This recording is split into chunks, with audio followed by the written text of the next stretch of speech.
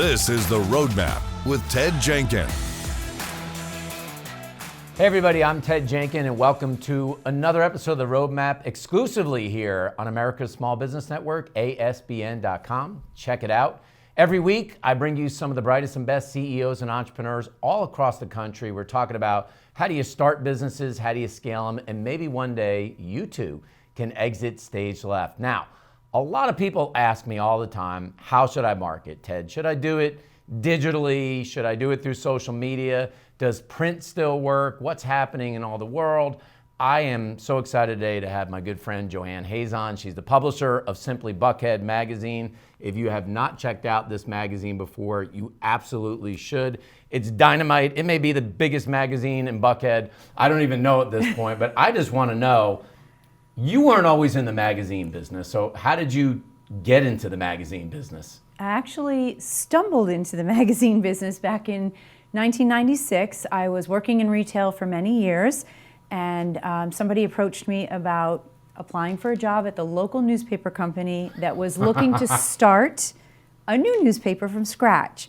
They chose me out of dozens of people they interviewed, and I had absolutely no experience on the road selling, and started in newspapers, worked there for 12 years. I actually have pension from a Journal Register company. Very nice. Who has that anymore?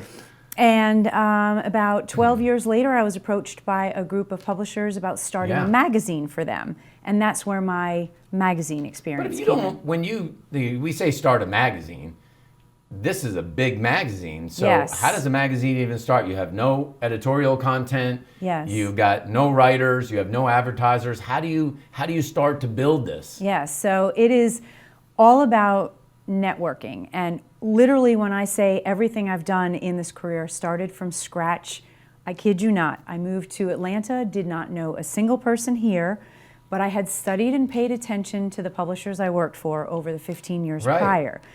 So when we came here and we discussed what I was going to do when I moved here with my husband, we had been researching this market for 2 years. I didn't know anybody, and I met someone who has been a writer and editor, and she has been with me literally since day one. You got one writer editor I had that one started, writer editor and that still started. with you today. Still with me That's today, amazing. and we've actually been discussing this. I have 12 people on my team that have been with me for 10 plus years. Wow. Which is very hard to do in this industry. It's ever changing, and people turnover is just very rampant in this industry. But I am honestly super proud to say that that one person helped me find a number of people, and then we started to build an editorial team. But way beyond the editorial, it's also you have to find a distributor and a printer. What does that mean though? Like how does this physically get produced? Like you don't own a printing press, if you will. So how did you know how to put all of that together, right? Because some of this is color, some may be black and white, and then somebody's got to print it and then distribute it. How did you figure that out? So literally networking and just meeting people and asking for introductions. And when we met our printing company, we said to our printing company, we need a creative director. Do you have any recommendations? And we were sent to Alan Platten, who has been with me since almost day one. Wow. And they knew him from him being a creative director for other publications that they were producing.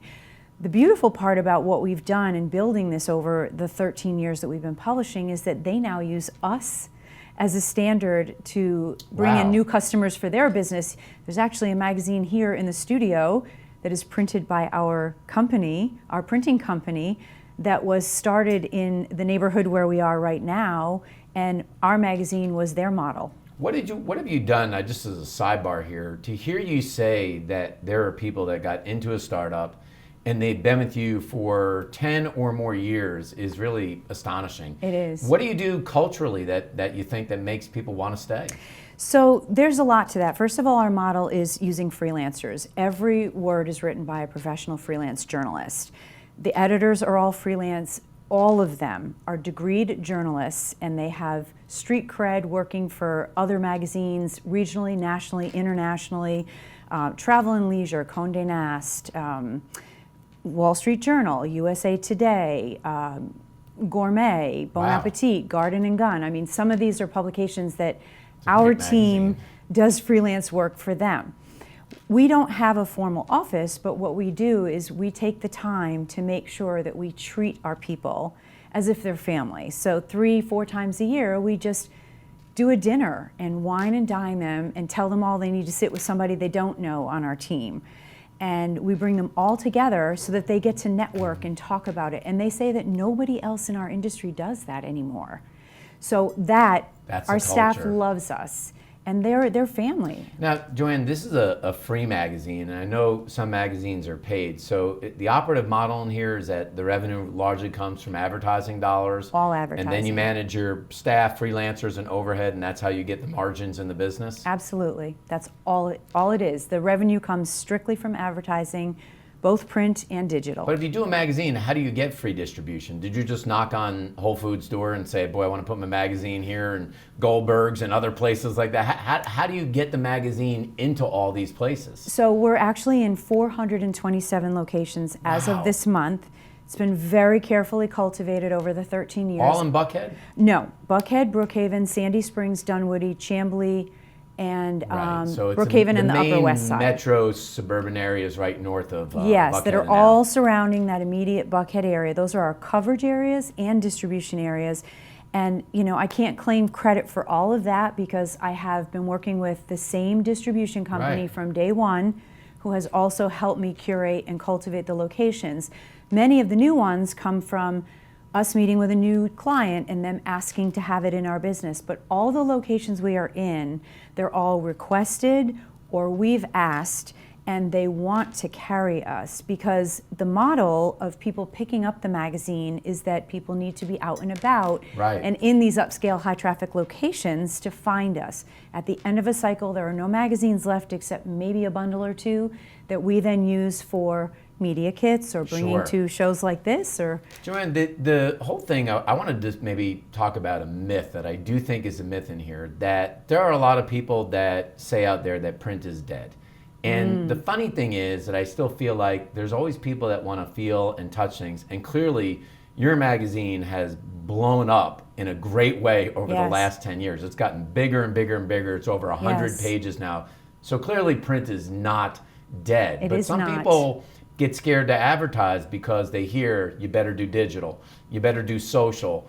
So what is the deal? Is print not dead? Is it dead? What would you tell somebody about advertising? In my opinion, it has never been dead. And people have been saying that since 1996. A long time. There's like people that say that phone calling is dead, and they're still cold calling, and people still get sales from calling people. Absolutely. And I started in 1996.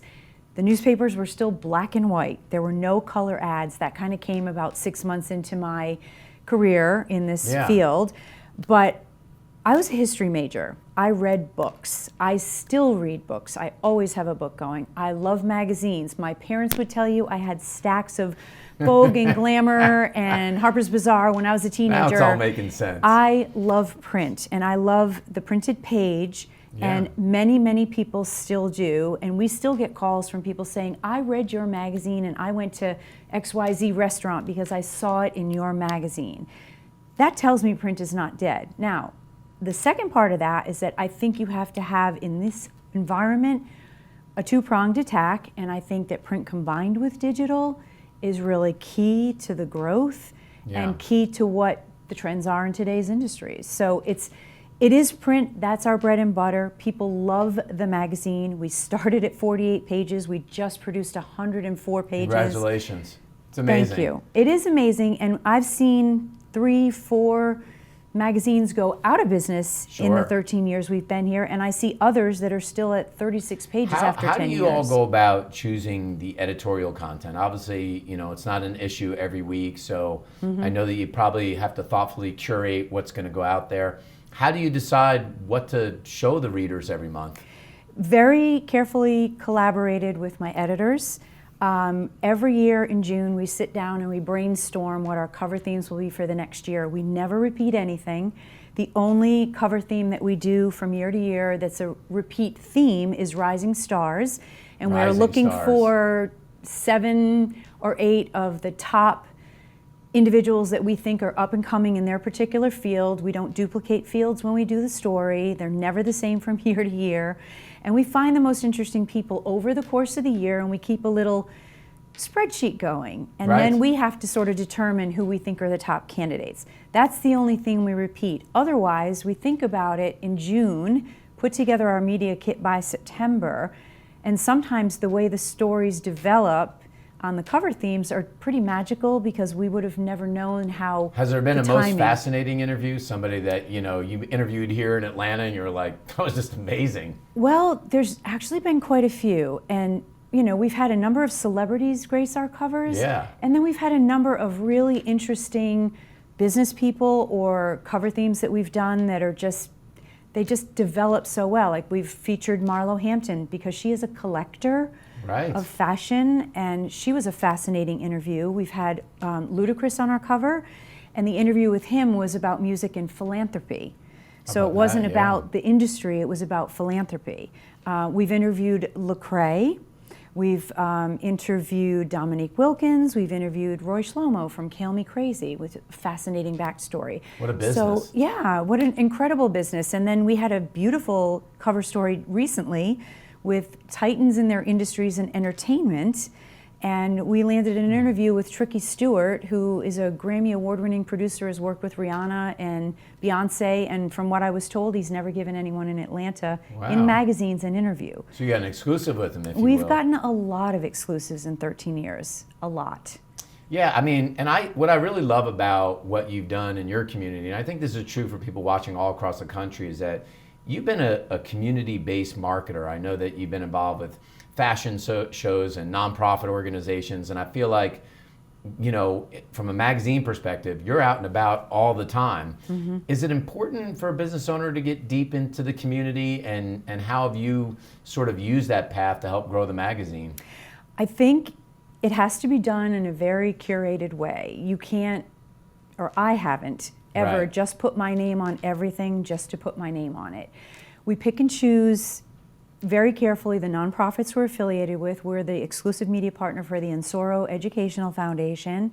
Also for Cure Childhood Cancer, we've been with Cure for almost 12 Those have been years. the staples of what you're doing. They're staples. Those two are sort of staple nonprofits. And we give a lot of our time, personal money, effort, editorial to those two. But I also have picked and chosen some really interesting events to be involved with, and they've come to us for, again, very specific reasons that are personal.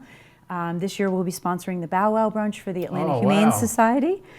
We have 3 rescue pets. We are very deeply involved in that particular industry and have some personal relationships there, which made it great for us. Right. This year we're also sponsoring the Emory Winship Cancer Institute's Fashion a Cure event. I'll be walking in their fashion show as a Wow. survivor, and we're also sponsoring their gala. So again, for personal reasons, I like to pick and choose, but I think having my face be out in the community and being involved in things that mean something to us means something to the community, and people tend to respond to it when they see us involved that way. Yeah.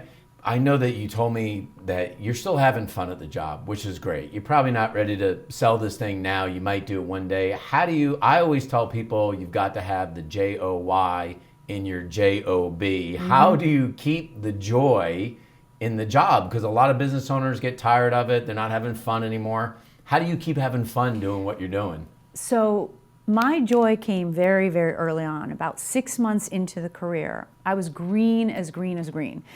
Didn't know anything about my industry, but about 6 months in, when I realized I was really good at selling advertising, but it went way beyond that. The fact that I was getting rewarded for what I was doing and helping Sure. people grow their businesses, that was my motivator, and that I was being rewarded along the way. I still have that same joy about what I do. Like every conversation I have with people, I'm not just there to sell you a pretty ad. I'm here to help you grow your business. I'm here to help you brand. I'm here to help connect you to other people who may end up being a customer of yours, or that you two may collaborate on something else. That is still a big joy to me. And I wake up every day that's and I awesome. still pinch myself and say, I can't believe I get to do this. It's one of the greatest things about running your own business. If you have a passion for it and you love doing what you're doing, sometimes you never want to sell the business. You just keep doing it. I want to do a little bit of rapid fire, put you on the spot in here. So, folks, if you're coming in from out of town somewhere, or you live in Atlanta, you may be saying, where are the places to go? Because Joanne has been everywhere. Oh, your advertisers might hate me for this, but I'm Okay. going to ask you, I've got to go to a restaurant. Is there one restaurant in Buckhead that you would say, and I know there's so many good ones, so hard to choose, but where do I have to hit when I come here? Well, one of our personal favorites in Buckhead would be Kima. Kima. Chef Pano Karatassos, Greek food, He's amazing. famous too, yeah. He's famous, but he also is very hands-on. When you're there, he's walking around the room, he's introducing himself to people. Wow. He'll come say hello if he knows you're there with new guests. We love Kima. If I have no budget, where do I stay at hotel-wise? What's the best hotel to stay at? No budget? No budget. No Money is budget. no object here. Okay, I'd say probably Waldorf Astoria or St. Regis, St. would Regis. be the two fancier places, I would say. But we are actually longtime IHG loyal Yeah. customers. So before we actually lived in this area, we used to stay at the Intercontinental. I still love that hotel. Which is a great place in here. I've got a shop, and there are so many stores I can go to. You know fashion as well as anybody that's out there. Is there a shop in Buckhead that I may not have heard of, or one that I should go to where there's really cool stuff that I might be able to get? Oh my gosh, if you're a woman, you should be at Tootsie's. They are an amazing team. They carry incredible clothes, beautiful Tootsie's. labels. Tootsie's. They have been a longtime client of ours. I have been a longtime client of theirs. My husband says I'm not allowed to go in unsupervised. So that should tell you something. But they also have been a great partner for us. They do a lot of styling on our shoots. Why do people drive so many flashy cars in Buckhead? Because they can. Because they've scaled their businesses and grown their companies and worked really hard at their jobs, and they can afford to do so, and that might be their toy or thing that they want to spend their money on. I think everybody, as they grow their business, wants to have certain things, and for many people it's a fancy car. For some people it's a beautiful wardrobe. For others it's the ability to fine dine 3-4 nights a My week. final one, how did you become such a big Atlanta Hawks fan? When did that happen? Oh my goodness. So I have been a huge sports girl since I was a teenager. I grew up in Rhode Island. We were Patriots fans and Celtics fans. There we go. Went to a couple of Celtics games as a young adult in my early 20s, sat on the floor, blew my mind that you could actually be that close to the players and the action. Well, thanks so much for coming on the program today on the Roadmap and telling people not only about your journey, but Simply Buckhead Magazine. If you are in Atlanta or you're just traveling into Atlanta, like Joanne said, there's 427 locations now to pick up this magazine. Check it out. It'll probably tell you everywhere to go in Buckhead, and you'll learn a lot more. Thanks so much for sharing your journey with us. And folks, this is what we do every week. We bring you great CEOs talking about how they built their businesses and how they're growing them. Take some idea from this, and if you've got a business in Atlanta, maybe you want to advertise, because print surely is not dead. I'm Ted Jekin. This has been this episode of The Roadmap, exclusively here on America's Small Business Network. Thanks for watching The Roadmap with Ted Jekin.